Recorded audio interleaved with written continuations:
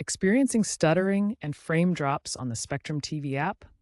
These issues usually stem from a mismatch between your internet speed, the video quality known as bitrate, and your device's processing power. Stuttering happens when your internet connection can't keep up with the data being streamed.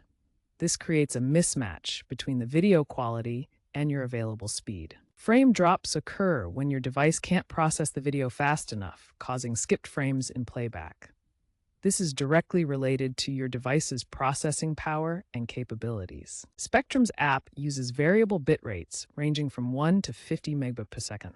If your internet speed drops below 10 megabit per second, you'll likely experience buffering and stuttering as the app struggles to maintain smooth playback.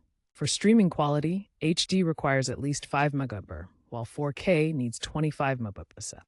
However, actual performance can vary depending on your specific setup and network conditions. These mismatches between bitrate, speed, and device power are the root causes of stuttering and frame drops in the Spectrum TV app.